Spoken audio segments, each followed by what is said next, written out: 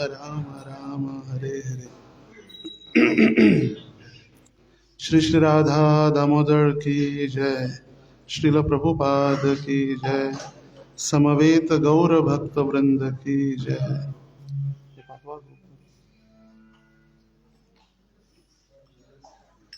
आपल्या मोबाईलमध्ये जर दशावतार स्तोत्र असेल, वैष्णव गीत दशावतार स्तोत्र, आज वराह द्वादशी है, वराह देव का आविर्भाव। तो दशावतार स्तोत्र से हम प्रार्थना करेंगे। श्रील जयदेव गोस्वामी लिखित गीत गोविंद से ये भजन है।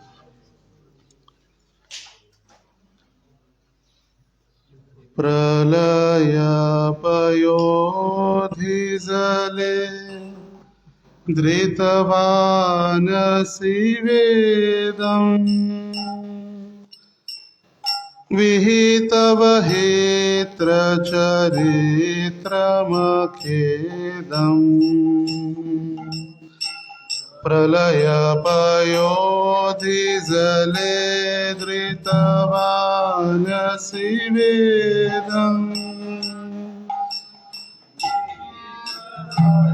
गाइए।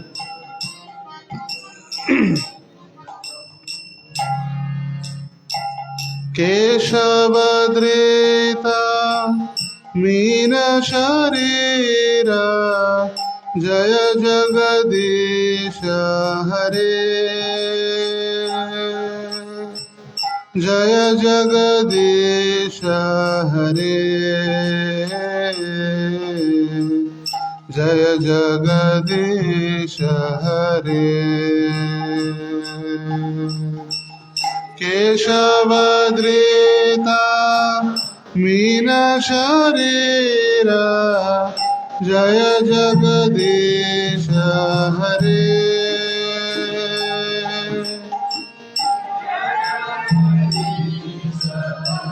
हरे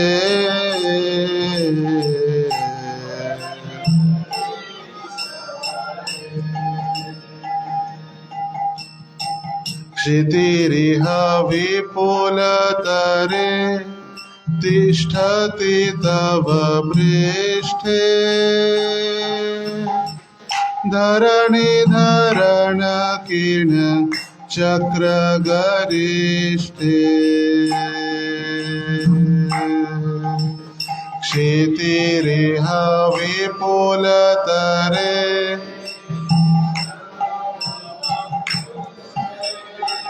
जूम करो, जूम।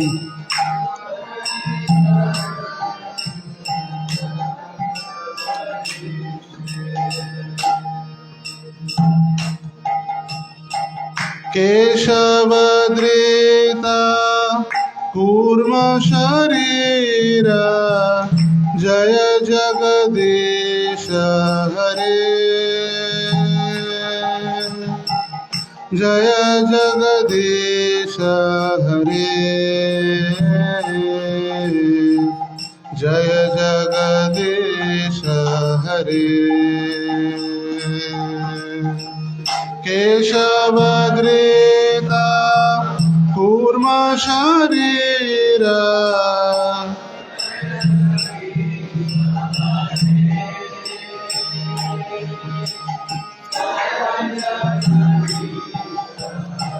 हरे,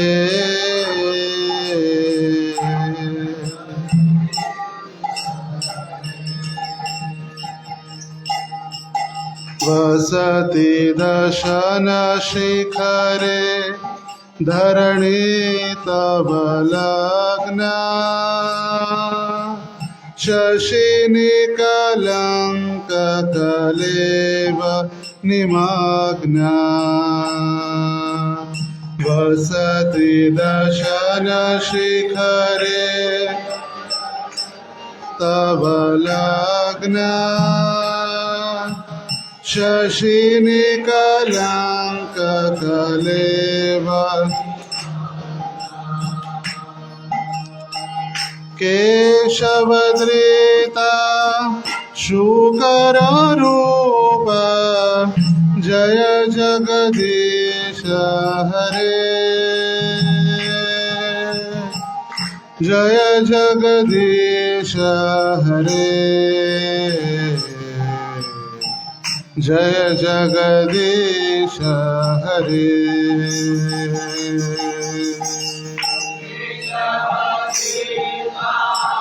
शूकर रूप हरे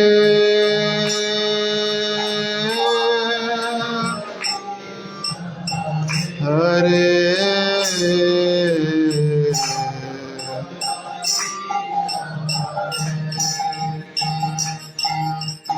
तव कर कमल बरे नखम अद्भुत श्रृंग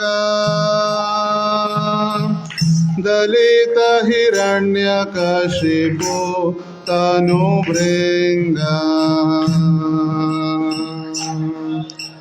तव कर कमल वरेण कामद्भुत श्रृंग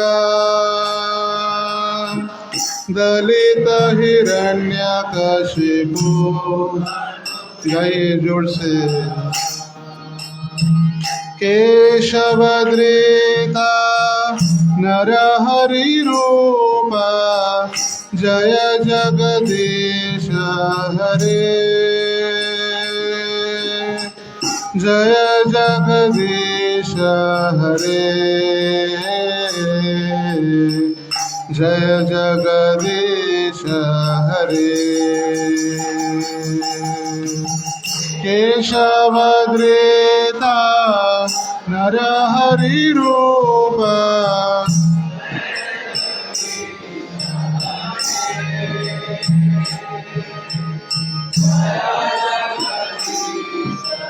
हरे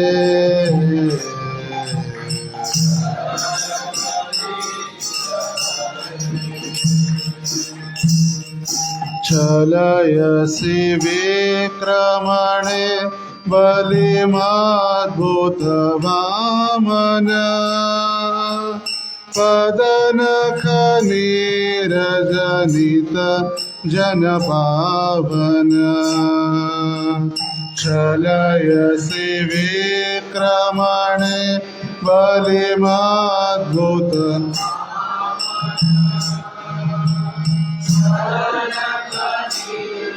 जनित जन भावन केशवद्रेता वामन रूप जय जगदीश हरे जय जगदीश हरे जय जगदीश हरे केशवद्रेता वामन रूप जय जगदीश हरे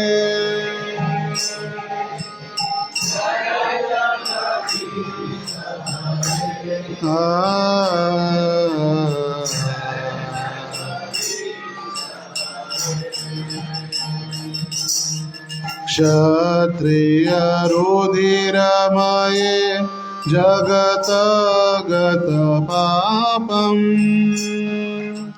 स्नपयसि पयसि शमित भवतापम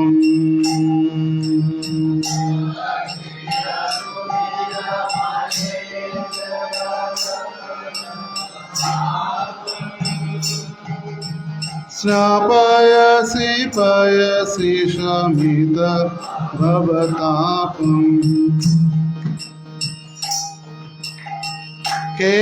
केशवद्रेता भृगुपतिरूप जय जगदीश हरे जय जगदीश हरे जय जगदीश हरे जय केशवद्रेता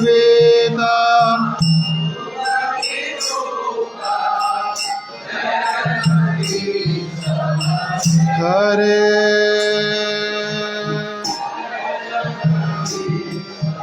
हरे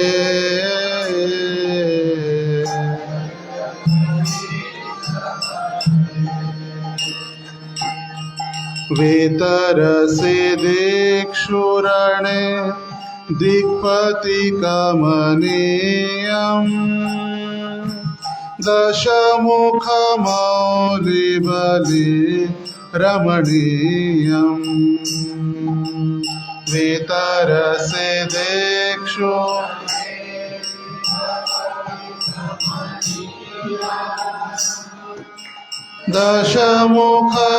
दशमुखमौलिबलि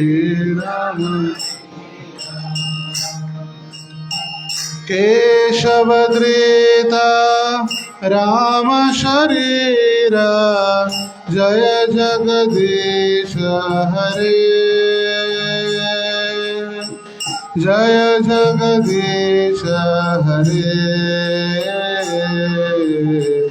जय जगदीश हरे जय केशवधृता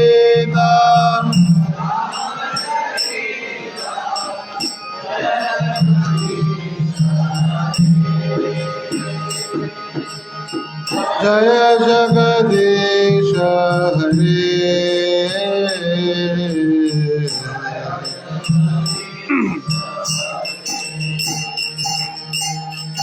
वह शिव पुषि विशदे वसनं जलदाभम् हलहति भीतिमिलित यमुनाभम् वह शिव पुषि वसनं विशदे जलदाभम्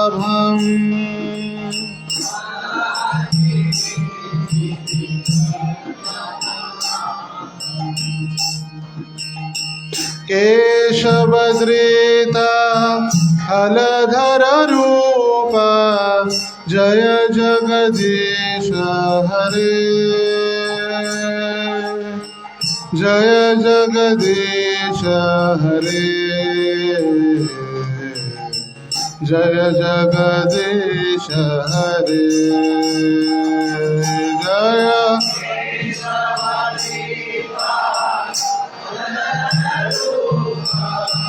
जय जगदीश हरे बोलो बोलो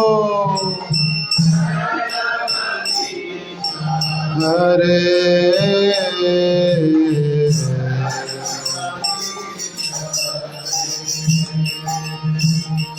निंदसि आज्ञा वीरे रहः श्रुति जातम् सदय हृदय दर्शित पशुघातम् निंदसि आज्ञा वीरे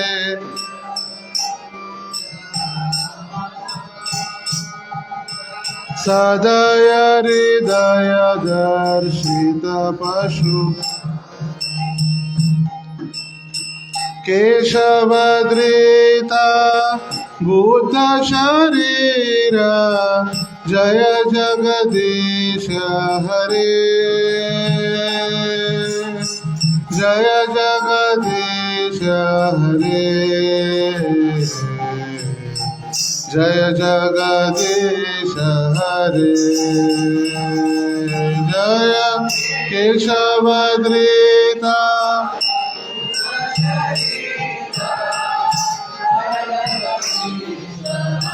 हरे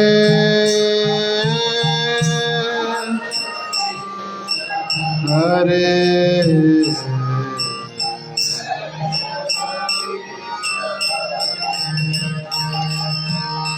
म्लेच्छ निवहनि धने कलयसि करवालम् धूमकेतुमेव किमपि करालम् म्लेच्छ निवहनि धने कलयसि करवालम् धूमकेतुमेव किमपि करालम् केशवधृता कल्की शरीरा जय जगदीश हरे जय जगदीश हरे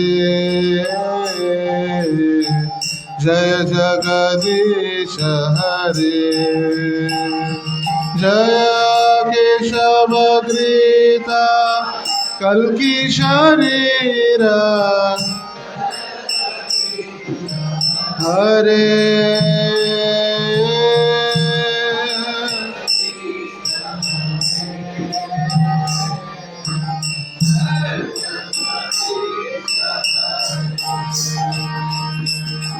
श्री जयदेवक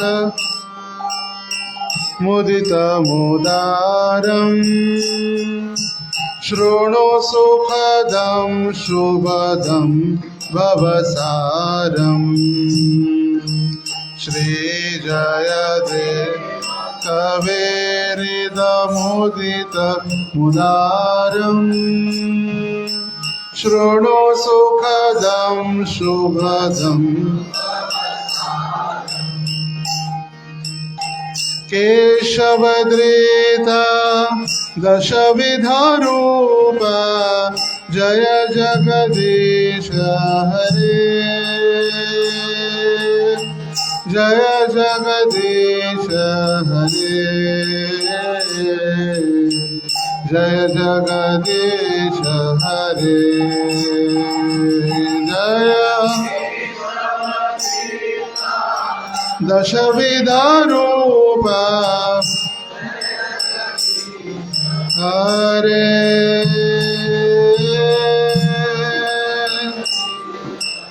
हरे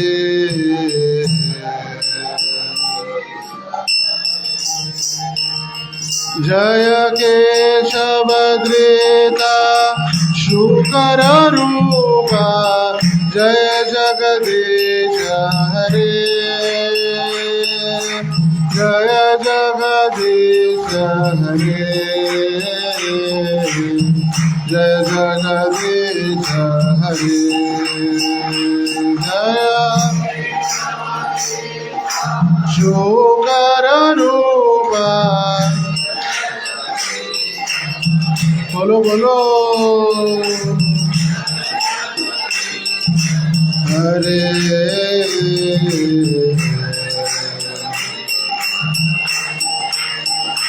जय केशवधृता शुकररूप जय जगदीश हरे जय जगदीश हरे जय जगदीश हरे जय शुकररूप हरे जय जगदीश हरे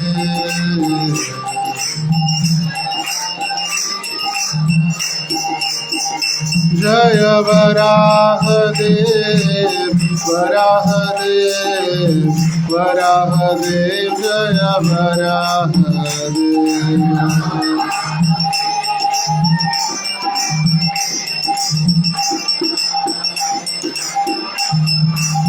जय वराहदेव वराहदेव वराहदेव जय वराहदेव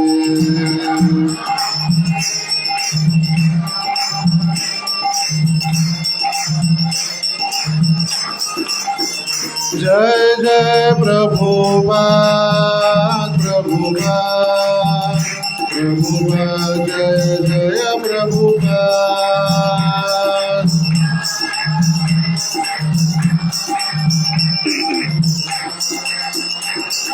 निताय गौर हरि बोल हरि बोल हरि बोल निताय गौर हरि बोल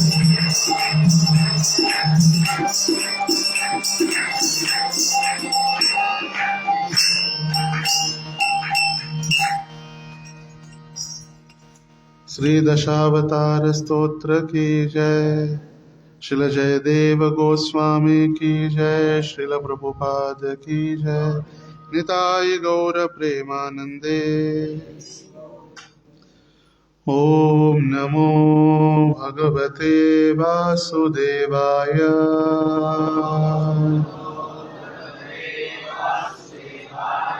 ओम नमो भगवते वासुदेवाय।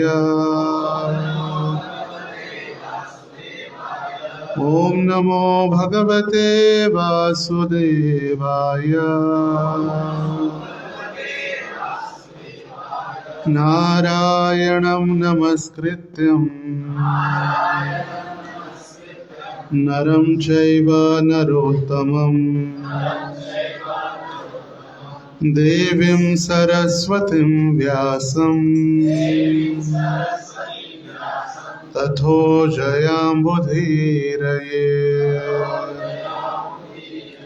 नष्टप्रायेषु अभद्रेषु नित्यं भागवत सेवया। भगवतीरुत्तमश्लोके भक्तिर्भवति नैष्ठिकीम्। कृष्णाय वासुदेवाय देवकी नंदनाय च नंदगोपः कुमाराय गोविंदाय नमो नमः। हरे कृष्ण। सभी भक्तों का स्वागत है आज के इस विशेष अवसर पर। रविवारीय सत्संग कार्यक्रम और साथ ही साथ आज वराह द्वादशी भी है। वराह देव भगवान की। जैसे हमने दशावतार स्तोत्र यहाँ पर गाने का प्रयास किया, ये दशावतार स्तोत्र श्रील जयदेव गोस्वामी द्वारा लिखित गीत गोविंद से है।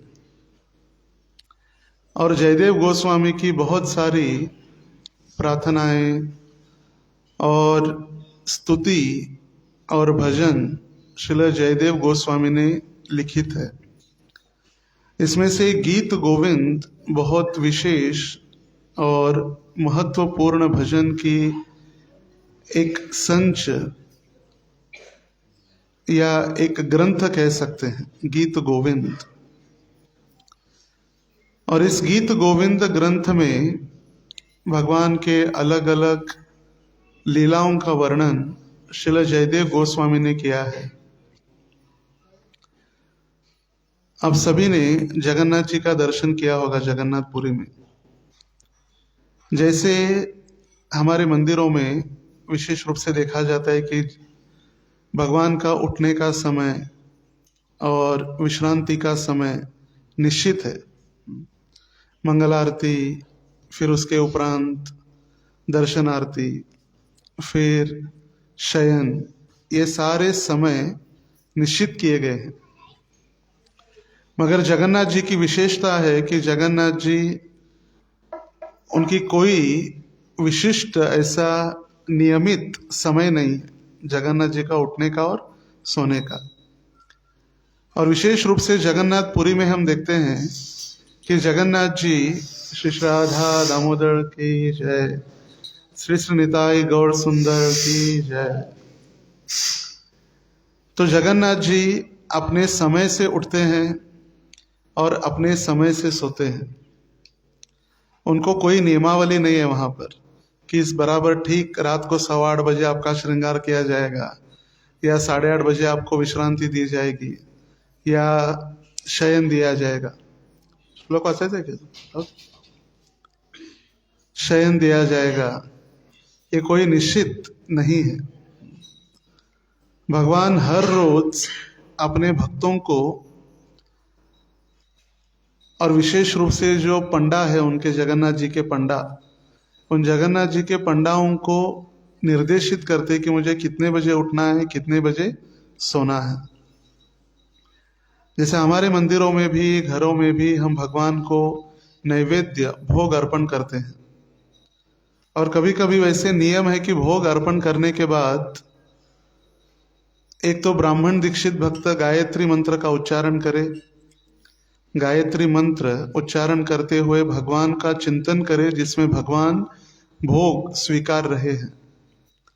और विशेष रूप से जब मध्याह्न का राजभोग अर्पण होता है तो भक्ति विनोद ठाकुर द्वारा लिखित एक भजन गाया जाता है, भज भकत वत्सल श्री गौर हरि, जिसको भोग आरती भी कहा जाता है। श्री गौर हरि सोहि गोष्ठ बिहारी, नंद यशोमति चित्तहारी, बेलाहलो दामोदर ऐसे खोन, भोग मंदिरे कोरी करो हो भोजन। भक्ति विनोद ठाकुर वो अपने दिव्य दृष्टि से या आध्यात्मिक दृष्टि से आध्यात्मिक जगत में किस प्रकार कृष्ण अपने मित्रों के साथ वृंदावन के वनों में, जंगल में दोपहर का भोग या दोपहर का भोजन किस प्रकार करते, उसका उन्होंने वर्णन किया है। ऐसे नहीं कि उन्होंने एक कविता लिखी, जो न देखे रवि वो देखे कवि, ऐसे कहावत है। रवि मतलब सूर्य, रवि मतलब कोई व्यक्ति नहीं। कभी कभी कवि वो देखता है जो सूरज को भी नहीं दिखता, मगर यहाँ पर भक्ति विनोद ठाकुर अपने पूर्ण शुद्ध अवस्था में ये भजन लिख रहे, और वो भजन विशेष रूप से जो राजभोग अर्पण करते हैं उनको गाना चाहिए या उसका चिंतन करना चाहिए कि किस प्रकार नंद यशोदा के महल में श्री कृष्ण राधा रानी के द्वारा परोसा गया हुआ प्रसाद ले रहे, उनके मित्र या उनके ग्वाल बाल संगी उनके साथ में हैं। और कभी कभी मधुमंगल बगल बजाय आय देय हरि बोल, बगल बजाना मतलब ऐसे आवाज निकाल रहे मधुमंगल खाते खाते, क्या क्या खा रहे भगवान वो भी लिखा है। पास्ता, पिज्जा, इंटरनेशनल कॉन्टिनेंटल, ये डिशेस नहीं लिखे हैं भक्ति विनोद ठाकुर। शुद्ध शाकादि भाजी नलिता कुष्मांड, दुग्ध तुम्बी दधि मोचा खांड, ये अलग अलग बंगाली व्यंजनों के नाम हैं। शुक्त शाकादि भाजी, शुक्त शाकादि, शुक्त मतलब कड़वी सब्जी, करेला, करेला, आलू, केला, कच्चा केला मिक्स करके जो सब्जी बनती है उसको शुक्त कहा गया। शाक आदि, जिसमें पालक, मेथी, जो शाक सब्जी होते, पत्ते वाली सब्जी। फिर पूरी पायस अन्न, पूरी है, खीर है। फिर भगवान ये भोजन करने के बाद हस्त मुख प्रक्षालोय, मतलब हाथ धोने के बाद मुख प्रक्षालन के लिए तांबूल मतलब पान की सेवा होती है। ये सारा वर्णन व्यंजन के साथ भक्ति विनोद ठाकुर दिए हैं। और एक तो ये भजन गाना है और गायत्री का उच्चारण करते हुए भगवान को या गुरु को प्रार्थना करनी चाहिए कि आप भगवान को ये नैवेद्य अर्पण कीजिए। और जो हरिनाम दीक्षित है उनको भोग लगाने के बाद कम से कम एक माला हरे कृष्ण महामंत्र की जप करना है। एक माला 7 मिनट, कम से कम एक माला, 2 करे तो अच्छा ही है 15 मिनट, मगर एक तो माला जप करना। और कभी कभी प्राय देखा जाता है भोग लगाने के बाद हम सब लोग आके बाहर बैठ के गप्पे लगाते हैं, चर्चा करते रहते भोग लगाने के बाद। फिर कैसे भोग स्वीकार होगा? जगन्नाथपुरी में आज भी जब जगन्नाथ को भोग अर्पण किया जाता है तो जगन्नाथ जी के पंडा नैवेद्य अर्पण करने के बाद अपने हाथ में जल एकत्रित करते हैं, अपने हाथ में जल लेते हैं, आचमन। और जल लेने के बाद वो चिंतन करते, यदि उस जल के अंदर जगन्नाथ जी का दर्शन हुआ, साक्षात प्रत्यक्ष दर्शन उस जल में, इसका मतलब जगन्नाथ जी ने भोग स्वीकार किया है। जब वो ध्यान करते बाहर आकर भोग लगाने के बाद तो चिंतन करते जगन्नाथ जी का जल में, और जल में भगवान ने दर्शन दिया, इसका मतलब जगन्नाथ जी ने भोग स्वीकार किया। अगर जगन्नाथ जी का दर्शन उस जल में नहीं हुआ, इसका मतलब भोग में कुछ गड़बड़ है, वो भोग रिजेक्ट, वापसी। कभी कभी कुत्ते की दृष्टि उसके ऊपर पड़ गई, या हमारे घुंघराले घने लंबे बाल उसमें गिर गए, तो फिर वो भोग दूषित हो जाता है, फिर जगन्नाथ उसको स्वीकार नहीं करते। जैसे हम भी जो पुरुष है वो दाढ़ी करते, शेविंग, जगन्नाथ जी की भी दाढ़ी होती है। सप्ताह में एक दो बार जब जगन्नाथ जी कहते हैं दाढ़ी करें, तो सोने का जो रेजर है उससे जगन्नाथ जी की दाढ़ी होती है।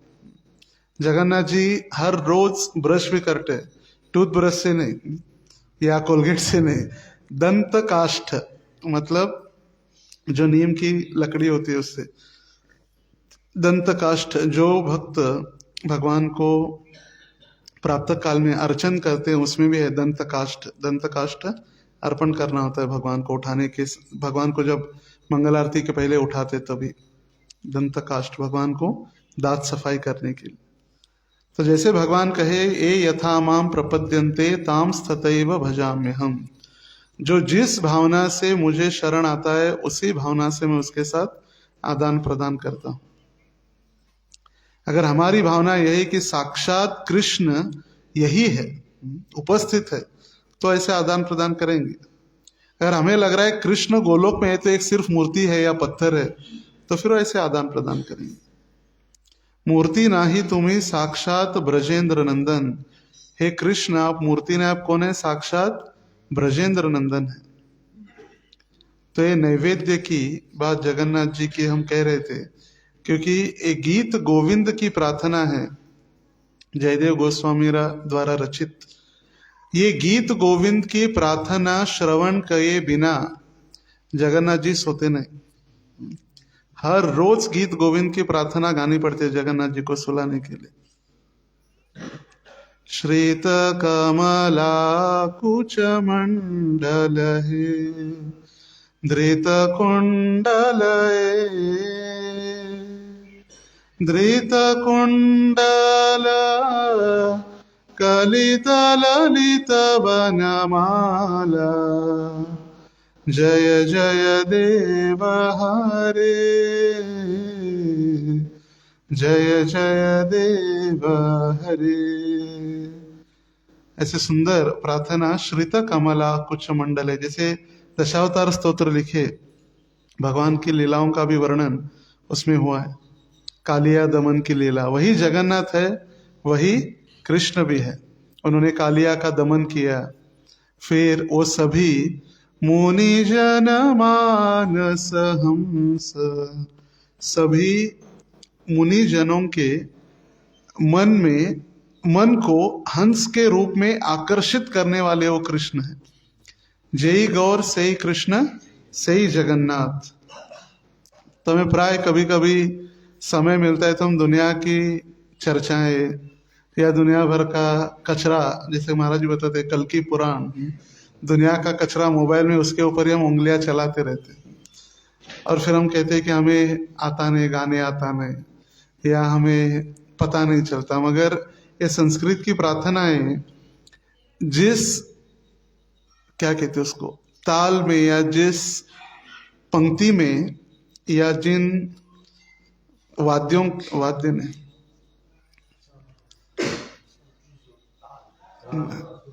सुर ताल तो हो गया, जैसे संगीत में जैसे गायत्री छंद है, अनुष्ठुप छंद है, छंद है, तो जिस छंद में जैसे गाते हैं तो उसका आनंद बहुत मधुर होता है। जैसे यहीं पर ये भजन है, वहां पर लिख रहे जयदेव गोस्वामी, कालिय विषधर गंजन है, जनरंजन जनरंजन यदुकुल नलिन दिनेश, यदुकुल नलिन दिनेश, भगवान का नाम है दिनेश, यदुकुल के वो दिनेश है। ऐसी प्रार्थना गाने के बाद ही जगन्नाथ सोते हैं हर रोज, और वो भी 8-9 बजे नहीं, फिक्स नहीं, जब उनको नींद आई तब। फिर कभी 11 बजे, कभी 12 बजे, कभी 9 बजे, कभी 10 बजे, उनकी इच्छा। उनको कोई जबरदस्ती नहीं, जगत के नाथ जो है। एक बार हमने पूछा मंगल आरती यहाँ कितने बजे? तो बोले पागल है क्या आप लोग, मंगल आरती वगैरह कुछ नहीं होती है, जब भगवान जब उठते हैं तभी भगवान की आरती होती है बस। तो ऐसे जगन्नाथ जो जगत के नाथ है, और श्रील प्रभुपाद जी कृपा से उनका नाम जगन्नाथ जी का नाम है, श्रील प्रभुपाद जी ने उसको सार्थक करवाया। हर एक देश, हर एक शहर में जगन्नाथ जी को पहुंचाए। पहले तो प्राय नाम जगन्नाथ था, मगर सिर्फ उत्कल या बंग, इस दो ही प्रदेशों में प्रसिद्ध थे, बांग्लादेश, बंगाल और उड़ीसा। और श्रील प्रभुपाद जी की कृपा से संपूर्ण विश्व के हर शहर, हर गांव में प्रभुपाद जी के द्वारा जगन्नाथ जी को पहुंचाया गया, और प्रभुपाद जी ने उनका नाम सार्थक किया, जगन्नाथ। तो प्रभुपाद जी को एक क्रेडिट देना था जगन्नाथ जी को या कृष्ण को, इसलिए प्रभुपाद जी को कृष्ण ने एक निमित्त बनाया, निमित्त मात्र भव सव्यसाची। कुछ ही दिनों पहले, एक दो दिनों पहले, साउथ कोरिया में एक मंदिर है, इस्कॉन मंदिर। वहां पर श्रील प्रभुपाद जी के लाइफ साइज डिटी, मतलब ये जो प्रभुपाद जी के विग्रह है, बड़े विग्रह है, मतलब लाइफ साइज, मतलब जो ओरिजिनल स्वरूप श्रील प्रभुपाद जी के विग्रह, वो साउथ कोरिया पहुंचे भारत से। और वहां पर पहुंचने के बाद श्रील प्रभुपाद जी का वहां पर भक्तों ने कीर्तन के साथ स्वागत, अभिषेक, और प्रभुपाद जी अभी साउथ कोरिया में पहुंच गए। हरि बोल। कोरिया इस प्रांतों में प्रचार करना इतना आसान नहीं है। हम भारत में प्रचार करने के लिए बाहर निकलते तो हमको शर्म आती है, हमको लज्जा आती है तिलक लगाने में या कंठी माला पहनने में। कभी कभी देखा जाता है ऐसे कई सारे भक्त हैं जो सिर्फ मंदिर में आते हैं तभी उनकी कंठी माला दिखती है, और फिर जब वो बाहर कहीं दिखते, रास्ते पर वगैरह जब दिखते तो कंठी माला नहीं रहती। हम पूछा कंठी माला क्या? प्रभु जी नहीं, ऐसे गले में नीचे पहने। वो पूछते हैं ना सब लोग, क्या इतनी भारतवर्ष में, भारत पुण्य भूमि में ऐसे में लग जाए, तो वहाँ का जो पाकिस्तान, कोरिया और ऐसे पाश्चिमात्य देशों में जहाँ पर विशेष रूप से मुसलमान देश है, वहां पर तो प्रचार करना बहुत कठिन है। दुबई में हम जैसी जगन्नाथ रथ यात्रा करते वैसे नहीं होते। दुबई में एक स्कूल है, और स्कूल को लेकर वहीं पर 3-4 दिन भक्त लोग वहां रहने आते हैं। Abu Dhabi, Sharjah, Dubai, United Arab Emirates जो है, UAE, वहाँ के जितने देश है वहां पर सारे आ जाते हैं स्कूल में। और फिर वो स्कूल 3-4 दिन के लिए बंद किया जाता है, पूरा क्लोज, सिर्फ डिवोटीज। और उसी स्कूल के हॉल में या छोटे ग्राउंड पर रथ यात्रा होती है, क्योंकि बाहर हम तिलक लगा के या वैष्णव पोशाक पहन के नहीं जा सकते। और यहाँ सब सुविधाएं, फिर भी हम प्रचार करना नहीं चाहते या मंदिर में आना नहीं चाहते।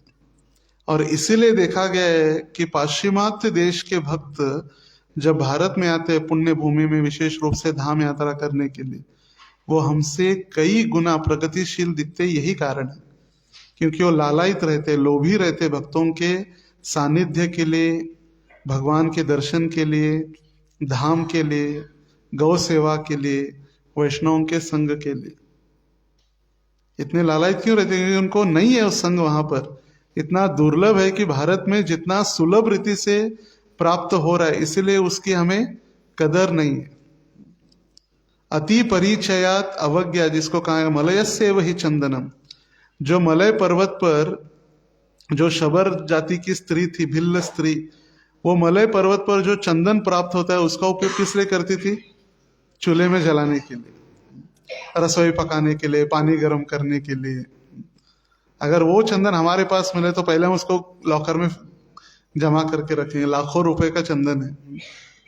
लोग हंसेंगे ना इधर, अगर चंदन की लकड़ी हम यदि सुबह सुबह सर्दी के समय में पानी गर्म करने के लिए यूज करें, लोग बोले पागल है ये मूर्ख लोग हैं। मगर वहां पर वही है चंदन, दूसरी लकड़ी उनको आसानी से नहीं प्राप्त होती। मलयस्य भी चंदनम, मलय पर्वत पर चंदन ही प्राप्त होता है। तो यही वहां पर भक्तों का सानिध्य नहीं, हमारे पास भक्तों का सानिध्य है, और वो सानिध्य इतने आसानी से प्राप्त होता है, इसलिए हम उसको एकदम रिलैक्स मोड में ले लेते हैं। रिलैक्स, संडे नहीं, क्या होता है, सर्दी है इसीलिए नहीं जाते। और सबसे विशेष है, ऐसा अनुभव किया जा रहा है एक ऑब्जर्वेशन, राधा दामोदर को प्रकट कराया हमारे दीक्षित भक्तों ने प्रार्थना करके। सभी भक्त प्रार्थना किए, दामोदर जी आप आइए आइए आइए, प्रकट हुई। तो सारे भक्तों की प्रसन्नता या भगवान की कृपा हो गई और भगवान सबकी करुण प्रार्थना को सुनकर, भले आगे पीछे कर रहे थे, हम तैयार नहीं थे, फिर रुको फिर रुको फिर, और अंततः गत्वा आ ही गए। और जब से भगवान आए तब से हमारे भक्तों की संख्या कम हो गई। आप चारों ओर अपनी नजर घुमाइए, नए सोलापुर वासी या नए भक्त, नए दर्शनार्थियों की संख्या दिन ब दिन बढ़ रही है। और जो पुराने भक्त है या दीक्षित है, ब्राह्मण दीक्षित है, वो अपने अपने कार्यों में व्यस्त हो रहे। इसमें दामोदर प्रकट होने की या दामोदर की गलती नहीं है। हमने दामोदर को इतने सहजता से ले लिया, अभी तो आ गए बस, जब नहीं थे तब आइए आइए आइए उत्कंठा थी, और अभी आ गए, कभी भी जाके दर्शन कर ही सकते हैं। भगवान को भी हमने सस्ते में ले लिया, और इसीलिए चाहे वो एकादशी हो या कोई भी कार्यक्रम हो या नित्यानंद त्रयोदशी या कल वैकुंठ एकादशी थी, पूरे दिन में कम से कम 500 नए लोगों ने दर्शन किया होगा। 500 नए लोगों ने, रिक्शा से, गाड़ियों से, टू व्हीलर से। और भक्त, दीक्षित भक्त गिने चुने हार्डली 60 to 70 थे। 50 से 60 दीक्षित भक्तों ने कल दामोदर के भौमी एकादशी के दिन, ये 4 एकादशी में सबसे प्रसिद्ध एकादशी है, जिसका सोलापुर के साथ अटूट संबंध है दिंडी के नाते। कम से कम पंढरपुर में विठल का दर्शन है, कम से कम दामोदर में अंदर में तो दर्शन के लिए आके पहुंच जाते। और वही लग रहा है, हमारे घर में भी अभी दामोदर के विग्रह के फोटो है, हमारे घर में भी डिटीज है, हमारे घर में भी गौर निताई है, राधा कृष्ण है, हमारे घर के पास भी मंदिर है। तो मंदिर जाने की क्या आवश्यकता है? इसी को कहा गया है अति परिचयात अवज्ञा। मगर हमें ये याद रखना चाहिए कि जितने भी हमारे घर में विग्रह है वो मूल राधा दामोदर के विस्तारित स्वरूप है। एते चांश कलह पुंसा कृष्णस्तु भगवान स्वयं, इंद्रारी व्याकुलम लोकम मृडयंती युगे युगे। जो भगवान के अवतार के वर्णन में भागवत के पहले स्कंद में वर्णन किए व्यासदेव जी, उसमें स्पष्ट रूप से बताए कृष्णस्तु भगवान स्वयं, कृष्ण स्वयं भगवान है। और ये जितने भी हमारे अलग अलग घरों में विग्रह है उनके विस्तारित स्वरूप है। ऐसे नहीं कि भगवान नहीं है, मगर वही यदि हम उनकी सेवा करके संतुष्ट होकर दामोदर की सेवा नहीं कर रहे तो फिर वहां गड़बड़ है। और इसीलिए विशेष रूप से जब कोई से विग्रहों की सेवा आध्यात्मिक गुरु के परमिशन से ही होती है। ऐसे हम यात्रा में गए, अच्छे दिखे नरसिंह भगवान हम लेकर आए, यात्रा में गए जगन्नाथ जी दिखे लेकर आए, यात्रा में गए मायापुर यात्रा, गौर निताई पंच तत्व का दर्शन लेके भाव विभोर हो गए, पंच तत्व लेकर आए। नहीं, आध्यात्मिक जीवन में जो भी कार्य होता है प्रामाणिक गुरु के मार्गदर्शन या उनके परमिशन से ही होता है। विग्रह सेवा भी तो जब कई भक्त ऐसे लाकर पूजा करना प्रारंभ तो कर देते, मगर जब कहीं जो प्रामाणिक भक्त है आध्यात्मिक गुरु से परमिशन लेते हैं, उस समय गुरु महाराज को हमने देखा है हर बार महाराज जी कहते हैं कि ऐसा न हो कि आप विग्रहों की सेवा करते हुए घर में आप इतने व्यस्त हो जाए कि मंदिर जाना बंद कर दे। ये पहला कंडीशन होता है।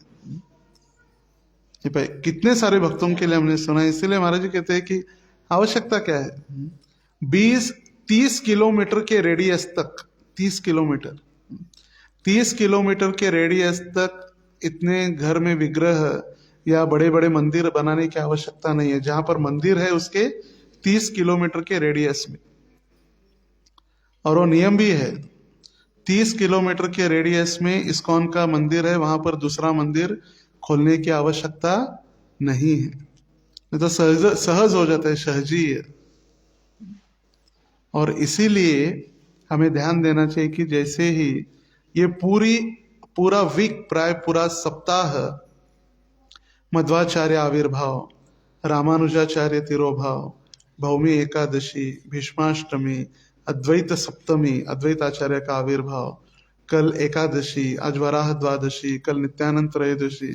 इतने वैष्णव तिथि हमारे पास होते हुए भी हमारे पास कुछ क्षण भगवान के दर्शन के लिए, कथा और कीर्तन और फिर उपवास हो तो अलग ही है। जैसे कल ही शूरसेन प्रभु प्रवचन में बता रहे थे, उपवास मतलब सिर्फ फास्टिंग करना नहीं है, उपवास मतलब सिर्फ अन्न ग्रहण करना, ये तो एक उसका लक्षण है। उप मतलब नजदीक और वास मतलब रहना। किसके नजदीक रहना? भगवान के साथ रहना। और एकादशी मतलब 11वां दिन। तो 5 कर्मेंद्रिय, 5 ज्ञानेंद्रिय और 11वां मन, इन 5 कर्मेंद्रिय, 5 ज्ञानेंद्रिय और 11वां मन, इन सभी को नियंत्रित करके भगवान की सेवा में लगाना। इन सभी को, 11 इंद्रियों को भगवान की सेवा में लगाना, इसका मतलब है एकादशी। सिर्फ हम राइस नहीं खाएंगे, चपाती नहीं खाएंगे और फिर एकादशी दुप्पट खासी, फिर एकादशी तो फीस खाएंगे, चलो अच्छी बात है, एकादशी तो कर ही रहे, म्हशी सारखं चरा कर एकादशी करा, ऐसे ही कीर्तनकार कहते हैं। खाते रहो, भैंस जैसे खाते रहो, मगर क्या करो? एकादशी करो। मगर वो तो नव दीक्षित या नव शिक्षित भक्तों के लिए, जिन भक्तों ने आध्यात्मिक विधिवत ब्रह्म मध्व गौड़ीय संप्रदाय में दीक्षा ली है, उनके लिए नीति नियम अलग है। उन्होंने दास दासानुदास बनकर अपने जीवन के अंतिम समय तक, अंतिम सांस तक सेवा करने की प्रतिज्ञा ली है। और यही जो नहीं आ रहे उनको हमें कभी कभी याद दिलाना चाहिए। प्रचारक जितने भी, उनको एक याद दिलाना चाहिए कि हमारा संबंध मंदिर से, दामोदर से जुड़ा हुआ है, जिसको प्रभु दत्त देश कहा जाता है। जो गुरु या आचार्य हमें वो देश प्रदत्त करते, प्रभु दत्त देश। तो आज इस प्रभु दत्त देश के द्वारा या श्रील प्रभुपाद जी के द्वारा, यदि प्रभुपाद नहीं होते तो हमें कुछ पता नहीं होता, ये याद रखना चाहिए। कोई भी कैलेंडर में ये वराद्वादशी या भीष्माष्टमी लिखा होता है, मगर क्या है किसी को पता नहीं है। नरसिंह जयंती एक पता है, कहीं छोटा कोने में भाग्योदय या महालक्ष्मी कैलेंडर में लिखा होता है नरसिंह जयंती, लोग सुनते हैं, मगर उनको लगता है कि नरसिंह कोई है। जैसे नरसिंह सरस्वती एक प्रसिद्ध सन्यासी हुए पश्चिम महाराष्ट्र में, नरसोबा वाड़ी कोल्हापुर के पास है। सबको लगता है वो नरसिंह का क्षेत्र है, नरसिंह भगवान है वहां पर। नरसिंह सरस्वती नाम के एक सन्यासी ने वहां पर तपस्या की, उनकी समाधि स्थली वहां पर है। लोग कहीं भी जाके कुछ भी दर्शन करके उनको लगता है हम सब भक्ति कर रहे हैं। हम कोई भी ट्रेन में बैठने के बाद हम दिल्ली पहुंचेंगे नहीं, सभी ट्रेन दिखने के लिए समान ही है, सारे डब्बे S1 S2 B1 B2 सब दिखने में समान है, मगर सिर्फ सोलापुर से कर्नाटक एक्सप्रेस ही एक में ट्रेन दिल्ली जाती है। सुबह 7:15 बजे जब हम पहुंचेंगे स्टेशन पर तो 3-4 ट्रेन लगी होगी। सिद्धेश्वर जो बॉम्बे से आती है या कई सारी ट्रेन, 3-4 ट्रेन, हम कोई भी ट्रेन में जाके बैठ जाए दिल्ली जाएंगे नहीं, सिद्धेश्वर तो हिलेगी भी नहीं रात तक, 10:30 तक। तो उसी प्रकार हम कुछ भी करेंगे तो भक्ति नहीं है जो आचार्यों ने हमें दी है। और विशेष रूप से श्रील रूप गोस्वामी ने भक्ति के 5 अंग दिए, साधु संग, नाम कीर्तन, भागवत श्रवण, श्री विग्रह आराधना, मथुरावास।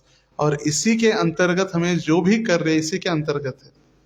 अब ये उत्सव जो करते हैं वो विग्रह आराधना के अंडर आता है सारा। फिर उत्सव में अभिषेक करना, भगवान का श्रृंगार करना, भगवान की कथा करना, भगवान को 56 भोग अर्पण करना, ये सारा विग्रह सेवा में आ जाता है। तो आज विशेष दिन है, आज वराह द्वादशी, और वराह द्वादशी के दिन वराह भगवान के विषय में कुछ श्रवण करने का प्रयास करेंगे। जैसे हमने जो दशावतार स्तोत्र गाया उसमें तीसरा जो श्लोक था, केशवद्रीता शूकर रूपा, शूकर मतलब वराह, सुअर। ऐसे सुअर कभी कभी देखा जाता है तो गंदगी में रहता है सुअर, और सुअर इतना कोई स्टैंडर्ड इमेज या स्टैंडर्ड प्राणी नहीं है। नरसिंह तो चलो एक विशेष है, आधे नर आधे सिंह। सुअर एकदम अच्छा भी नहीं लगता देखना सुनना, क्योंकि उसकी गतिविधियां, उसका दैनंदिनी कार्य। मगर देखिए भगवान इतने कृपालु है कि अपने भक्तों पर कृपा करने के लिए वो एक तुच्छ प्राणी का जन्म भी ले सकते हैं, तुच्छ प्राणी के अवतार में भी वो प्रकट हो सकते हैं। वो भगवान है। कभी कभी दशावतार स्तोत्र या दशावतार की लीला में ड्रामा जब होता है, ड्रामा, तो 10 लड़कों को एकत्रित करो और फिर एक एक नाम लो, राम मैं बनूंगा, बलराम मैं बनूंगा, वराह सबके हाथ नीचे रहते, शुकर रूप, क्योंकि वो ड्रामा में भी शुकर बनना पसंद नहीं करते, क्योंकि फिर सब बाद में चिढ़ाएंगे, अरे सुअर सुअर। ड्रामा में भी हम सुअर बनना नहीं चाहते, तो भगवान स्वयं प्रत्यक्ष रूप में सुअर का रूप लिए। क्यों लिए? क्योंकि पृथ्वी ऐसे स्थान पर थी, वहां पर सिर्फ शुकर रूप ही वहां पर एक प्रत्यक्षित था। उस स्थान के लिए रूप कौन सा था? वराह रूप। नंबर का श्लोक था, अध्याय भागवतम का प्रथम स्कंद है, अध्याय 3 और श्लोक संख्या 7।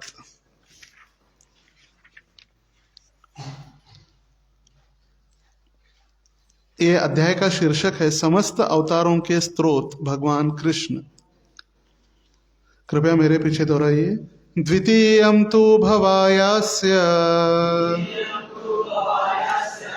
रसात लगतां महिम् उद्धरिष्यन्नुपादत्त यज्ञेशः सौकरं वपुः। समस्त यज्ञों के परम भोक्ता ने सूकर का अवतार, द्वितीय अवतार स्वीकार किया और पृथ्वी के कल्याण हेतु उसे ब्रह्मांड के रसातल क्षेत्र से ऊपर उठाया। तात्पर्य, श्रील प्रभुपाद की जय। यह संकेत है कि श्री भगवान के प्रत्येक अवतार के लिए उनके द्वारा संपन्न होने वाले विशेष कार्य का भी उल्लेख रहता है। बिना कार्य विशेष के कोई अवतार नहीं हो सकता और ऐसा कार्य सदा ही अद्वितीय होता है। ऐसे कार्यों का किसी जीव द्वारा संपन्न किया जाना असंभव होता है। सूकर का अवतार पृथ्वी को गंदे पदार्थ के रसातल भाग से बाहर निकालना था।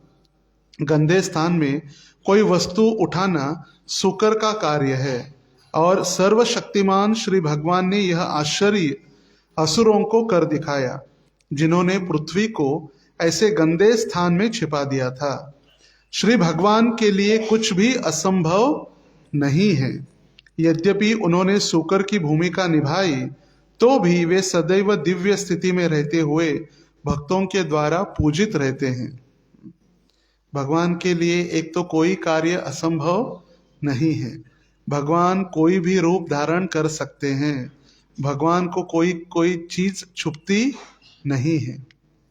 अभिज्ञ स्वराट, ओमनीपोटेंट जिसको कहते हैं, ओमनीपोटेंट मतलब कुरान में वर्णन किया गया है, अमावस्या के रात्रि में, मध्य रात्रि में, अमावस्या की अंधेरी मध्य रात्र, उसमें जो काला पर्वत है, उस काले पर्वत के ऊपर एक काला पत्थर है और काले पत्थर के ऊपर एक काली चींटी रेंग रही है। वो भी भगवान को पता है। हमें पता है क्या? हमें सोने के बाद हम कौन है वो पता नहीं रहता है। फिर काली चींटी और काला पर्वत और अमावस्या की रात।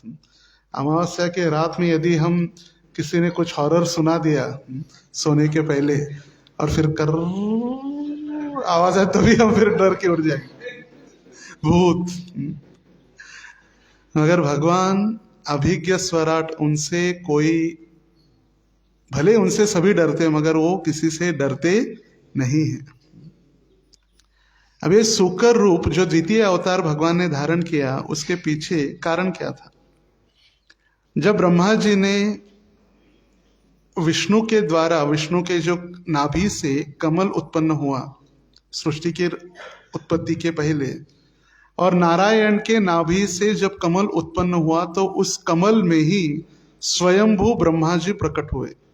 स्वयंभू कहा गया ब्रह्मा जी को, क्योंकि उनके कोई माता पिता नहीं। वो कमल के द्वारा, माता पिता स्वयं भगवान है, भगवान के नाभि से, मगर जन साधारण में कोई स्त्री पुरुष उनके माता पिता न होने के कारण उनको स्वयंभू कहा गया है। और जब उन्होंने देखा चारों ओर अंधेरा है, कुछ नहीं, तो उनको तपस्या करने के लिए त और प ये शब्द उनके कान पर सुनाई पड़े, 2 अक्षर त और प। उन्होंने तपस्या की और तपस्या करने के उपरांत उनको भगवान का साक्षात्कार हुआ, या भगवान का स्वरूप उनको ज्ञात हुआ। यह वैदिक सभ्यता है। कोई भी कार्य करने के पहले तपस्या बहुत जरूरी है। बिना तपस्या के कोई भी कार्य पूर्ण नहीं होता। हम अगर सोचेंगे हम आसानी से आराम से उठेंगे, रिलैक्स, वो कभी तपस्या नहीं होती। हम जल्दी उठकर भगवान का नाम जप कर रहे, उस समय भगवान को बता रहे कि भगवान आपका नाम जप करना ही इस दिन का सबसे प्रमुख मेरा कार्य है। You are important in my life, आप मेरे जीवन में सबसे महत्वपूर्ण, इसका हम संकेत दे रहे भगवान को, और इसीलिए उठ के हम जप कर रहे। अगर हम सोते हुए आराम से जिंदगी जी रहे तो फिर भगवान के लिए हमारे पास समय नहीं है। हमारे पास भगवान के लिए समय नहीं तो भगवान क्यों हमें समय देंगे फिर? तो इसलिए बिना तपस्या के कुछ नहीं होता। जैसे दक्ष प्रजापति ने अपने पुत्रों की उत्पत्ति की और कहा कि क्या करो, विवाह करके सृष्टि की उत्पत्ति करो, तो तुरंत जाके शादी.com मैट्रिमोनी.com पर नहीं गए लड़की ढूंढने के लिए, और जाके उन्होंने पहले तपस्या की। शादी करने का चलो आदेश मिला है, पिताजी ने कहा शादी करो, तो तुरंत वेबसाइट पर नहीं गए, उन्होंने पहले जाके तपस्या की। और तपस्या करने के लिए गए वहां, फिर नारद मुनि ने उनको सबको ब्रह्मचारी बना दिया। जैसे वृषभ देव भी भरत महाराज और अपने बाकी 99 पुत्रों को कहे, तपो दिव्यम पुत्र काये न सत्वम तस्मात् सौख्यम त्वम ब्रह्म अनंतम। 5वें स्कंद में भरत महाराज का जो वर्णन है, उनके पिता वृषभ देव जो जैन संप्रदाय के सबसे पहले तीर्थंकर रहे, वृषभ देव जैन संप्रदाय के जो तीर्थंकर है सबसे पहले वो वृषभ देव है। वृषभ देव महाराज भरत महाराज के पिता, उन्होंने भी अपने पुत्रों को कहा। तो यहाँ भी ब्रह्मा जी ने जो तपस्या की, और तपस्या करने के बाद जब उन्होंने आत्म साक्षात्कार या भगवान का ज्ञान प्राप्त हुआ, तब उन्होंने अपने पूर्ण बुद्धि के साथ और पूर्ण साक्षात्कार के साथ प्रार्थना लिखी। सबसे पहली प्रार्थना वो है ब्रह्म संहिता। ईश्वर परमः कृष्ण सच्चिदानंद विग्रह अनादिरादिर गोविंदः सर्व कारण कारणम। ये जो प्रार्थना हम गाते हैं ब्रह्म संहिता, ये प्रार्थना ब्रह्मा जी ने लिखी। और द्विभुजधारी मतलब 2 हाथ वाले बांसुरी बजाने वाले सुंदर श्याम सुंदर का उन्होंने वर्णन किया है, उनका अंग प्रत्यंग, उनका स्वरूप का दर्शन। और फिर भगवान से जब उनको आदेश प्राप्त हुआ कि अभी आपका अवतार हुआ है, आपकी उत्पत्ति हुई है सृष्टि की रचना करने हेतु। सृष्टि की रचना ब्रह्मा जी के पास है, रजोगुण में होती है, पैशन। क्योंकि जब कुछ कार्य करना है या बनाना है तो उसके लिए रजोगुण चाहिए, पैशन। ऐसा एकदम ठंडे व्यक्ति को बोलेंगे मंदिर बनाओ, उसको आंख उठाना ही उसको कठिन है, उत्साही नहीं तो फिर कहाँ से बनाएगा? पैशन, थोड़ा रजोगुण चाहिए। तो रजोगुण के अधिष्ठाता ब्रह्मा जी है और वो सृष्टि के रचयिता है। पालन के लिए शांत रहना, सत्व गुण में रहना पालन करने के लिए महत्वपूर्ण है। तो सत्व गुण के अधिष्ठाता विष्णु है और वो पालन करते सृष्टि का। और तमोगुण में क्रोध अवस्था में आकर शिवजी उसका संहार करते हैं। GOD गॉड, GOD जो गॉड है वो उसका एक्सप्लेनेशन भी कई शास्त्रज्ञ वगैरह किए।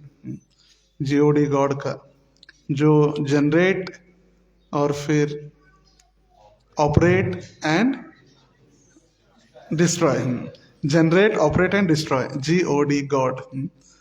तो ब्रह्मा जी ने जब सृष्टि की उत्पत्ति करने का आदेश प्राप्त हुआ तो सबसे पहले उन्होंने 10 पुत्रों की उत्पत्ति की।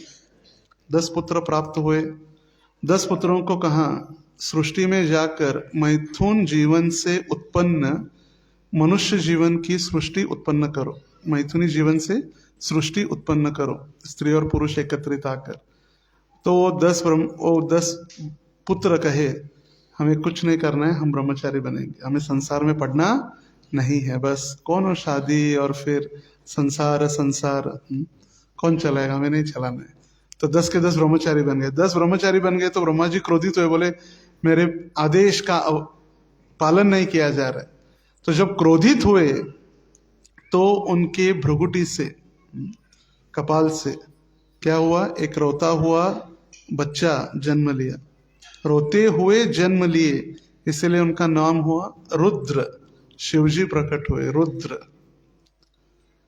फिर रुद्र के बाद उन्होंने मनु महाराज और शतरूपा, उनके दाएं अंग और बाएं अंग से शतरूपा और मनु उन्होंने अवतार लिया, जन्म लिया। और फिर शतरूपा और मनु को ब्रह्मा जी ने आदेश दिया कि आप जाओ पृथ्वी पर जाके मिथुन सृष्टि से उत्पन्न आप प्रजा की उत्पत्ति करो। और फिर वो पृथ्वी को ढूंढने लगे। सारे ग्रह अपने अपने स्थान पर थे, मगर पृथ्वी अपने स्थान पर नहीं थी। तो पृथ्वी को ढूंढने लगे, बोले कहाँ जाएंगे, सृष्टि करने के लिए स्थान तो चाहिए। और पृथ्वी ऐसा एक स्थान है जहां पर सृष्टि की उत्पत्ति हो सकती है। और तब वो वापस ब्रह्मा जी के पास आए तो ब्रह्मा जी को चिंतन करने के उपरांत पता चला कि हिरण्याक्ष, हिरण्यकशिपु महाराज की, हिरण्यकशिपु महाराज के भाई हिरण्याक्ष।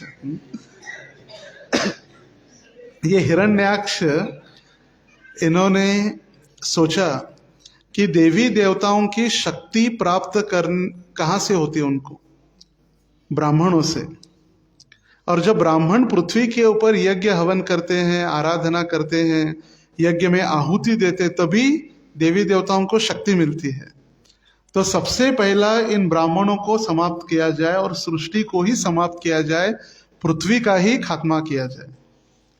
तो इसीलिए उसने वो पृथ्वी को रसातल के गंदे भाग में फेंक दिया था, जहाँ रसातल का गंदा भाग, अतल वितल तलातल, अतल वितल सुतल तलातल रसातल महातल पाताल, ये 7 लोग पृथ्वी के नीचे है। अतल वितल सुतल तलातल रसातल महातल पाताल।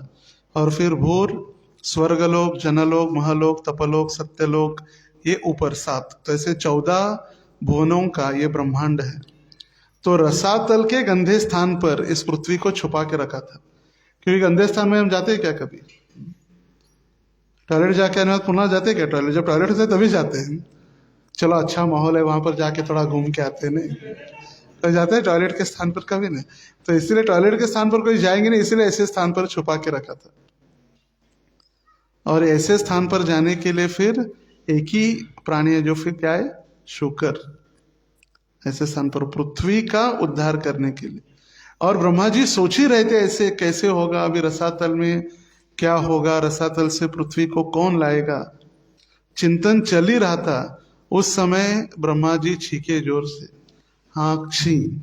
और जब छीके तो ब्रह्मा जी के नॉस्ट्रिल्स, जिसको कहते नाकपुड़ी, नाक से एक छोटा सा कीड़ा बाहर निकला।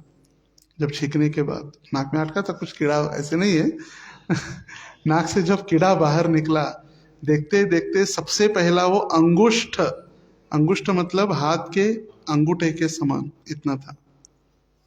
और फिर इससे धीरे धीरे धीरे पर्वत के समान, पहले हाथी के समान, फिर पर्वत के समान, और फिर आसमान को छूने के समान इतना बड़ा, तुरंत उन्होंने अपना विराट स्वरूप प्रकट किया। और जैसे ही विराट स्वरूप किया, पहले तो डर रहे थे ब्रह्मा जी, क्या हुआ, अचानक से मेरे नाक से क्या निकला। क्या डरेगा, नाक से कुछ निकला, कीड़ा वगैरह अंदर कुछ किया होगा।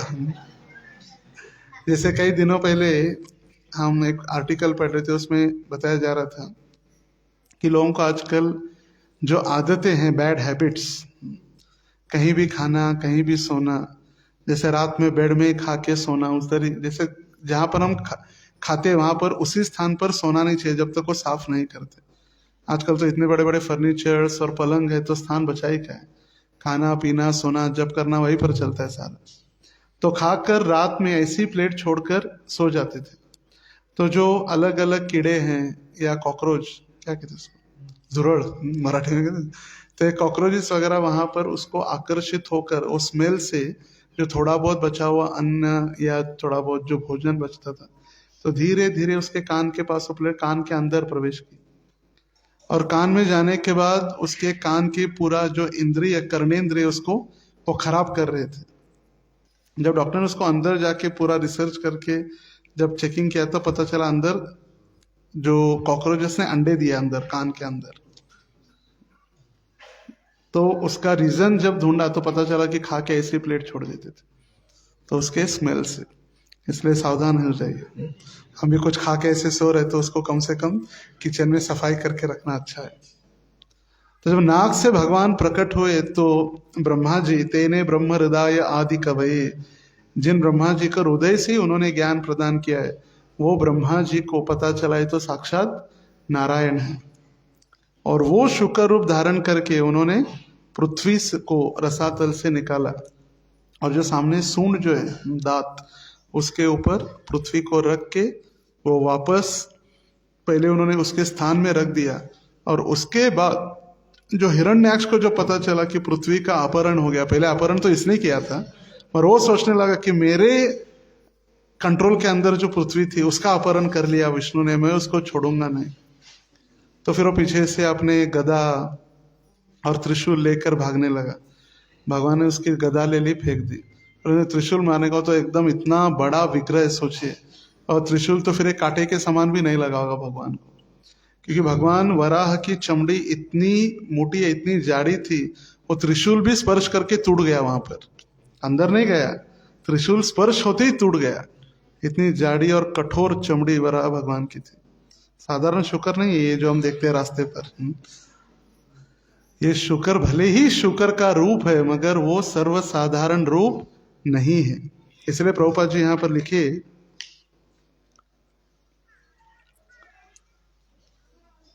गंदे स्थान से कोई वस्तु उठाना शुकर का कार्य है, और सर्वशक्तिमान श्री भगवान ने यह आश्चर्य असुरों को कर दिखाया, विशेष रूप से हिरण्याक्ष को, जिन्होंने पृथ्वी को ऐसे गंदे स्थान में छिपा दिया था। भगवान के लिए कुछ भी असंभव नहीं है। और ऐसे नहीं कि भगवान ने शुकर रूप ले लिया तो उनकी पवित्रता नष्ट हो गई, या भगवान का स्टैंडर्ड कम हो गया, या भगवान भगवान नहीं रहे, ऐसे कभी नहीं होता। भगवान का कोई भी कार्य क्यों न हो, और भक्तों के लिए सदैव पूजित ही रहता है। जैसे हम यदि युद्ध छोड़कर भाग जाते तो लोग भगोड़ा कहते हैं, भगोड़ा, डरपोक, भगोड़ा कहाँ जाता है, भित्रा। मगर जब भगवान रणभूमि छोड़कर जाते तो उनकी भक्त आरती उतारते। डाकोर माँ कौन छे, राजा रणछोड़ छे, तो रणछोड़ भगवान की आरती उतारी जाती है। आरती रणछोड़ राय, उनकी आरती उतारते रणछोड़ राय की। ऐसे सामाजिक दृष्टिकोण से देखा जाए तो उसको कोई वैल्यू नहीं देता जो व्यक्ति रण छोड़ के भाग जाता है, भगोड़ा इसीलिए।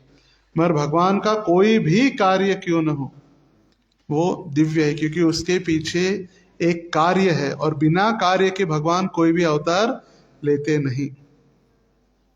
जैसे सब लोग कहते हैं अरे आपके कृष्ण तो गोपियों के कपड़े भी चुराते थे, उनका क्या है। मगर गोपियों ने इच्छा की थी। कार्तिक महीने के उपरांत हेमंते प्रथमे मासी नंद ब्रज कुमारी का हेरुर हविष्य भुंजानाम कात्यायन च व्रतम। हेमंते प्रथमे मासी, जब हेमंत ऋतु प्रारंभ होता है उसके पहले महीने में, जो मार्गशीर्ष महीना जब कार्तिक के बाद जो चालू होता है, तो एक महीना प्रातः काल ब्रह्म मुहूर्त में सारी गोपियां यहां तक पानी में यमुना में खड़ी रहती थी, यहां तक। और उन्हें तपस्या की, क्या कि कृष्ण हमारे नंद सुतम पतिम देवी, वो देवी की प्रार्थना कर रहे थे, कात्यायनी देवी की, कि नंद महाराज के सुत मतलब पुत्र, सुत मतलब हमारा टेक्सटाइल का सुत नहीं है, ये संस्कृत का सुत शब्द है। सुतम मतलब पुत्र, नंद महाराज के पुत्र हमारे पति के रूप में हमें प्राप्त हो, ऐसी प्रार्थना। तो प्रार्थना एक महीना उन्होंने पानी में किया, इसलिए भगवान ने उनके वस्त्र चुरा। भगवान और एक सिद्धांत प्रस्थापित कर रहे थे कि कहीं भी हम स्नान जब करते हैं तो निर्वस्त्र होकर स्नान नहीं करना चाहिए। दो सिद्धांत, एक तो उनकी इच्छा थी पति के रूप में, और पत्नी को अधिकार है सिर्फ अपने पति के सामने ही वो वस्त्र उतार सकती है। तो भगवान ने अभी वस्त्र हरण किए, तो अभी उनके पति कौन बने? भगवान बने, कृष्ण। ये एक कारण। और दूसरा सिद्धांत प्रस्थापित करना चाहते थे कृष्ण कि कभी भी स्नान विवस्त्र अवस्था में नहीं करना चाहिए। और वो सिखा रहे थे कि गोपियों की शरणागति, गोपियों की शरणागति, जैसे हम कहते हैं ना, ये शरीर एक व्यक्ति के समान है, क्षमा कीजिए, आत्मा इस शरीर के समान है और शरीर कपड़े के समान है। वासांसि जीर्णानि यथा विहाय नवानि गृह्णाति नरोपराणि तथा शरीराणि विहाय जीर्णान्य अन्यानि संयाति नवानि देहि। जैसे एक व्यक्ति जीर्ण फटे हुए पुराने वस्त्रों को त्याग देता है और नए वस्त्र धारण करता है, उसी प्रकार आत्मा भी पुराने और जीर्ण शरीर का त्याग करके नया शरीर धारण करती है। तो उसी प्रकार ये शरीर हमारे शुद्ध आत्मा के ऊपर आवरण है, आवरण। तो आवरण को भी, या कपड़े के आवरण को भी उन्होंने निकाल के भगवान के प्रति जो शरणागति दिखाई, उसको भगवान ने स्वीकार किया। कपड़े में भगवान कितने साल के थे? प्राय 5-5.5 साल के थे, 7 साल के भी नहीं, जब भगवान ने चीर हरण लीला की। 5.5 साल के, 5.5 साल का बच्चा जब घर में खेलता है तो किसी को लगता है कि बड़ा हो गया नहीं। और लोग कहते हैं कि भगवान ने वस्त्राहरण किया, आपके कृष्ण ऐसे, कृष्ण ऐसे, क्योंकि लोगों को भक्ति स्वीकार नहीं करनी है। किसी को नियम नहीं, आप कहो कि हरे कृष्णा में आज से चाय चलेगी, प्याज लहसुन चलेगा, 1000 से 2000 भक्त तैयार हो जाएंगे तुरंत, कुछ ही दिनों में। चाय प्याज लहसुन खाने में सारे वारकरी आ जाएंगे हरे कृष्ण मंदिर में। जैसे लोग कभी कभी पूछते, आपने देखा है क्या भगवान को? भगवान दिखाओ। यदि आप भगवान को दिखाएंगे तो हम भी मानेंगे भगवान को। तो उसको पूछा जा सकता है, आप अपनी बुद्धि दिखाओ, फिर हम भगवान को दिखाएंगे। आपकी जो बुद्धि है उसको बुद्धि को दिखा दो, कितनी बुद्धि है आपके पास। तो बोलेगा अरे वो कैसे दिखा सकते? इसके मतलब आपके पास है नहीं, जो दिखता नहीं वो है नहीं। तो ऐसे नहीं कि भगवान नहीं दिख रहे इसका मतलब वो है नहीं। भगवान इतने सस्ते नहीं है कि हम जैसे सभी लोगों को दिखाई पड़े, इतने सस्ते नहीं है भगवान। उनको देखने के लिए एक विशिष्ट कार्य, उसका नाम है भक्ति। और आंखों में लगाने के लिए काजल नहीं, प्रेमांजन शुरित भक्ति विलोचनेन संतः सदैव हृदयेषु विलोकयन्ति। प्रेम का अंजन जब साधु और संत लगाते हैं तभी भगवान फिर हमें दर्शन देते हैं। ये स्वयं ब्रह्मा जी कहे। हरे कृष्णा कृष्णा कृष्णा हरे हरे, हरे राम राम राम हरे हरे। वराहदेव भगवान की जय। तो विशेष सूचना है, आज प्रवचन जल्दी समाप्त किया क्योंकि पुनः 10 बजे अभी प्रसाद लेना है सभी को, और पुनः 10 बजे 2 दीक्षित या ब्राह्मण दीक्षित और प्रचारक है विशेष रूप से, उनके लिए कंपलसरी जो अध्ययन कक्ष प्रारंभ किया गया है पिछले कई हफ्तों से, जिनको प्रचार करना है, या जो ब्राह्मण दीक्षित है उनके लिए विशेष चर्चा सत्र सामने जो लाइफ मेंबरशिप ऑफिस में होगा 10 से 11 बजे तक। कल नित्यानंद त्रयोदशी है। नित्यानंद प्रभु की जय। नित्यानंद त्रयोदशी मतलब बलराम जयंती। ब्रजेंद्र नंदन जय सची सुत होइलो से बलराम होइल निताय। ब्रजेंद्र नंदन बने चैतन्य महाप्रभु और बलराम जी कौन बने? नित्यानंद प्रभु। तो कल ये नित्यानंद त्रयोदशी भी जितनी महत्वपूर्ण हमारे लिए जन्माष्टमी बलराम जयंती उतनी ही महत्वपूर्ण है, और उससे अधिक महत्वपूर्ण है, जन्माष्टमी से भी अधिक। क्योंकि जन्माष्टमी में भगवान अवतरित हुए, उन्होंने कंडीशंस रखी, सर्वधर्मान परित्यज्य मामेकम शरणम ब्रज। तभी मैं आपको सरेंडर, आपका जब सरेंडर होगा तभी मैं आपको रक्षा करूंगा। मगर चैतन्य महाप्रभु ने अपात्र अपात्र देखिया, कोई पात्र हो अपात्र, उसको चैतन्य महाप्रभु ने कृपा दे दी। मगर उससे दयालु है नित्यानंद प्रभु। जब जगदानंद और माधवानंद जगाई मधाई ने हरिदास ठाकुर और नित्यानंद प्रभु के सिर के ऊपर शराब का मटका फोड़ दिया, नित्यानंद प्रभु को लग गया और खून बहने लगा। चैतन्य महाप्रभु भी कुछ समय के लिए भूल चुके थे कि मेरा अवतार पापियों के उद्धार के लिए है, अस्त्र शस्त्र लेकर नहीं। और तब सुदर्शन, तुरंत सुदर्शन को बुलाया चैतन्य महाप्रभु ने, और छोड़ने वाले थे तब नित्यानंद प्रभु ने चरण पकड़ के कहा, भगवान आपका अवतार पापियों को हत्या करने के लिए नहीं, उनका उद्धार करने के लिए, नाम संकीर्तन के द्वारा। तुम बिना के दयालु जगत संसार है। तो वो नित्यानंद प्रभु का कल आविर्भाव है। तो जो भक्त आज पहुंचे हैं वो भी कल आइए, और जो नहीं पहुंचे हैं उनको भी थोड़ा याद दिलाइए कि ऐसे भी एक उत्सव होता है, ऐसी भी एक तिथि है। और प्रयास कर सकते हैं प्राय मंगल आरती में आने के लिए। मंगल आरती ठीक 4:30 बजे भगवान के काकड़ा आरती या पहले दर्शन भगवान के होंगे, उसके उपरांत दर्शन आरती एवं गुरु पूजा। और कल भागवतम कक्षा संपूर्ण महाराष्ट्र और नोएडा परम पूज्य लोकनाथ स्वामी महाराज जी द्वारा ऑनलाइन दिया जाएगा, इसलिए कि हम घर में बैठकर सुन सकते हैं। भक्तों के सानिध्य में यहाँ पर सुनने का फल थोड़ा अलग प्राप्त हो सकता है। साक्षात गौर निताई के सामने हम उनकी कथा जब श्रवण करेंगे, जो आदि गुरु है, और आदि गुरु की कथा हमें जब गुरु समझाएंगे। कल राधा गोविंद देव इस्कॉन नोएडा का भी 8वां वर्धापन तिथि महोत्सव भी है, नित्यानंद त्रयोदशी के दिन। वहाँ पर डीटी इंस्टॉलेशन से बहुत सारे डीटी इंस्टॉलेशन नित्यानंद त्रयोदशी का हुआ, और हमारे जोन में जो है नोएडा में राधा गोविंद देव भी कल के दिन प्रकट हुए, नित्यानंद त्रयोदशी के दिन। तो वहाँ का भी ब्रह्मोत्सव, इसलिए सभी स्थानों पर ये क्लास लाइव फेसबुक, यूट्यूब और जूम पर दिखाया जाएगा। और उसके उपरांत फिर अभिषेक, गौर निताई का अभिषेक होगा। अभिषेक के उपरांत 56 भोग अर्पण होगा, और समय के अनुसार फिर कथा, कीर्तन और फिर महाआरती और सभी के लिए प्रसाद होगा। कल दोपहर में ठीक 12 बजे तक पुनः निर्जल उपवास है। उपवास मतलब निर्जल ही होता है, उसको बताने की आवश्यकता नहीं होती। तो 12 बजे तक उपवास है, फिर आरती के उपरांत हम प्रसाद ग्रहण कर सकते हैं। और आने वाले आज का प्रसाद की सेवा की गई है श्रीमती लीलावती दुडम, इनके स्मरणार्थ आज का प्रसाद दुडम परिवार, पावनी गंगा माता जी, निष्काम भक्ति माता जी और नित्य सखी माता जी, नाम प्रीति माता जी, इनके पूरे परिवार के द्वारा आज का प्रसाद की सेवा की गई है। लीलावती दुडम, इनके स्मरणार्थ। तो माता जी के लिए हम एक बार हरे कृष्ण महामंत्र का उच्चारण करेंगे। हरे कृष्णा कृष्णा कृष्णा हरे हरे, हरे राम राम राम हरे हरे।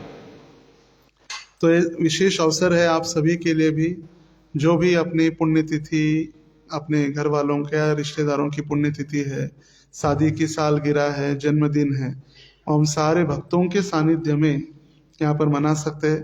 वैसे तो 5-10 हज़ार होटल में जाके खर्चा करते ही है, वही थोड़ी लक्ष्मी अगर यहाँ देंगे तो 500 भक्त आपके ओर से वो प्रसाद स्वीकारेंगे। और जो प्रसाद लेंगे, पुष्टि तुष्टि संतुष्टि, जब संतुष्ट होकर आशीर्वाद देंगे तो उसका फल बहुत है।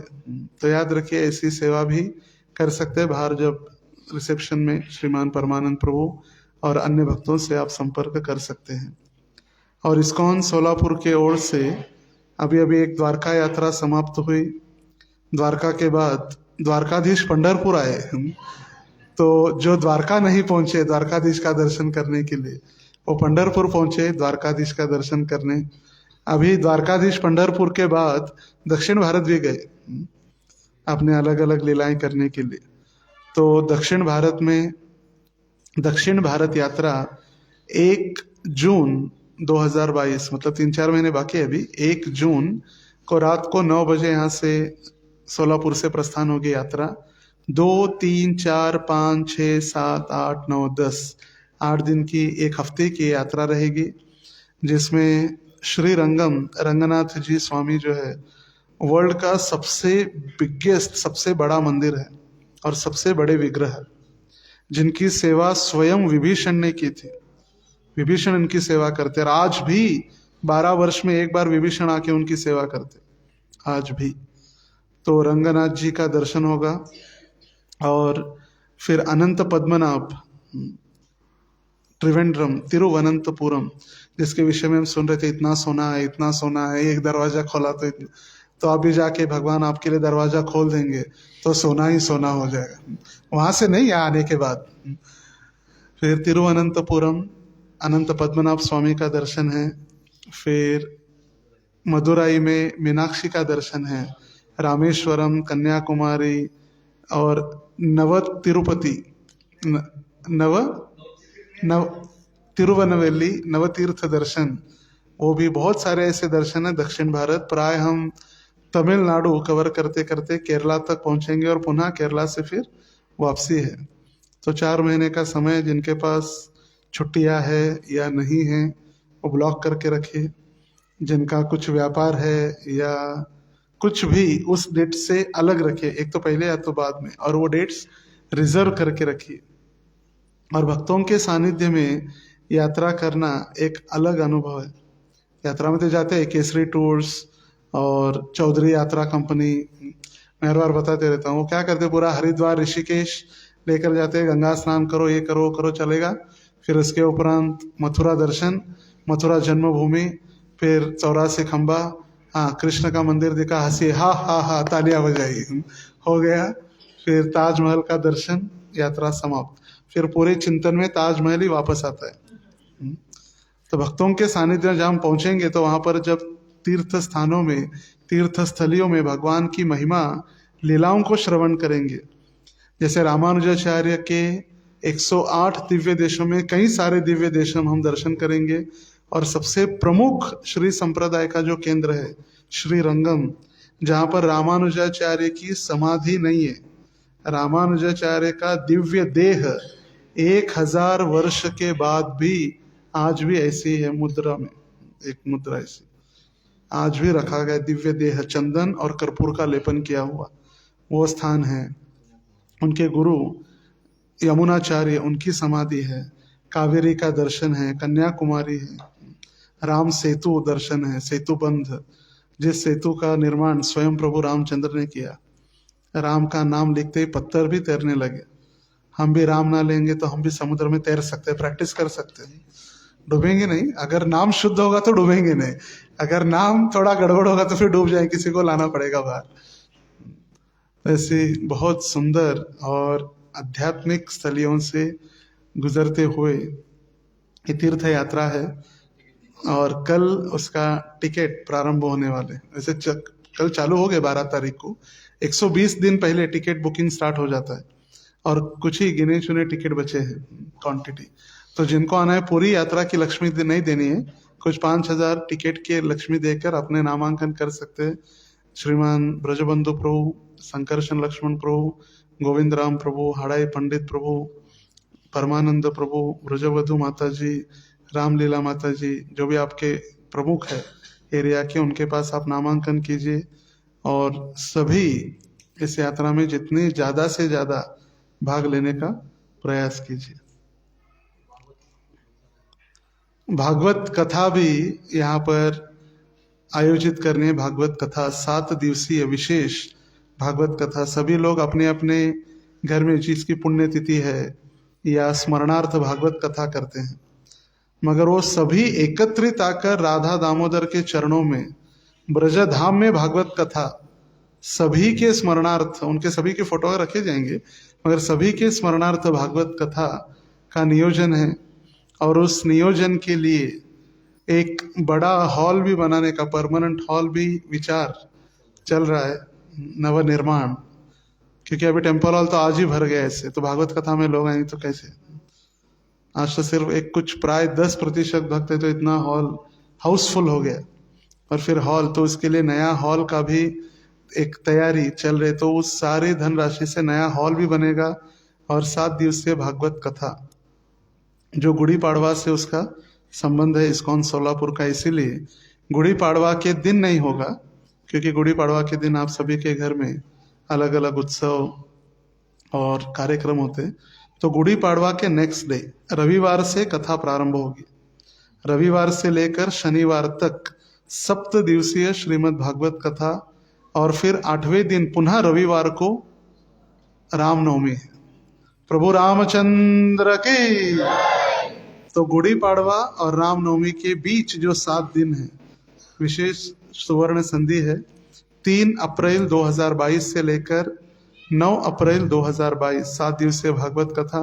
तो उसके भी नामांकन जो हमने नाम बताए हमारे भक्तों के, ब्रजवधु माता जी, ब्रजबंधु प्रभु, अपने देवदत्त प्रभु, परमानंद प्रभु, इनके पास, सभी मंदिर के भक्तों के पास आप अपना नामांकन कर सकते हैं। तो अधिक जानकारी आप इनसे प्राप्त कर सकते हैं। 2 अप्रैल को गुड़ी पाड़वा है, युगादि, और 3 तारीख से लेकर 9 तारीख तक भागवत कथा, 10 को रामनवमी का उत्सव पुनः मनाया जाएगा। तो 9 दिन का ये उत्सव है गुड़ी पाड़वा से। और डिटेल्स बताया जाएगा, लाइफ मेंबरशिप कार्ड, उसके अलग अलग व्यवस्था है, तो आपको जानकारी दी जाएगी। श्री श्री राधा दामोदर की, निताई गौर सुंदर की, नित्यानंद राम की, वराह देव भगवान की, श्रील प्रभुपाद की, निताई गौर प्रेमानंदे, हरि हरि बोल।